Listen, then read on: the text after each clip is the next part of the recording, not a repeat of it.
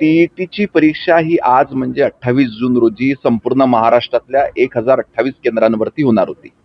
ही परीक्षा पारदर्शक पद्धतीने त्या ठिकाणी झाली पाहिजे याची पूर्ण उपाययोजना शालेय शिक्षण विभागाच्या वतीनं करण्यात आली होती. तरी देखील साधारणतः 3 दिवसाआधी भिवंडी परिसरातल्या पोलिसांना माहिती मिळाली आहे की ह्या अशाशी सारखा असलेला पेपर त्या ठिकाणी काही व्यक्तींच्या हातामध्ये आहे. पोलीस प्रशासनानं तात्काळ याची दखल घेतली आणि त्या ठिकाणी जे 3 इसम ह्या पद्धतीचं काम करण्याचा प्रयत्न करत होते त्यांना अटक देखील करण्यात आलेली आहे.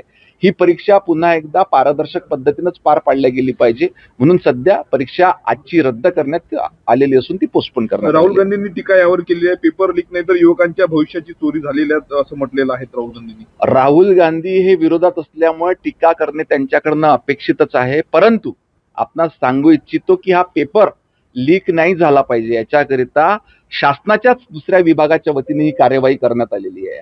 हा पेपर तिसऱ्या व्यक्तीजवळ कोणाजवळ शासनानेच हे त्या ठिकाणी खबरदारी घेतलेली आहे की हा पेपर त्या ठिकाणी लीक होऊ नये किंवा चुकीच्या पद्धतीनं ही परीक्षा त्या ठिकाणून होऊ नये, पारदर्शक पद्धतीनंच झाली पाहिजे याच्याकरता शासनाने देखील त्या ठिकाणी भूमिका घेतली. 28 तारखेची परीक्षा त्या ठिकाणी पोस्टपोन करण्यात आलेली आहे. उद्धव ठाकरे विदर्भाच्या दौऱ्यावर होते.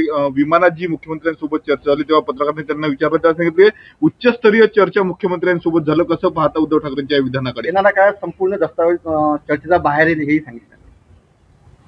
माननीय उद्धवजी ठाकरे आणि माननीय देवेंद्रजी फडणवीस हे दोन्ही मोठे नेते आहेत. त्यांच्यामध्ये जी चर्चा झाली असेल ती त्या दोघांनाच माहिती आहे आणि भविष्यात आपल्याला कळेल काय चर्चा झाली तर.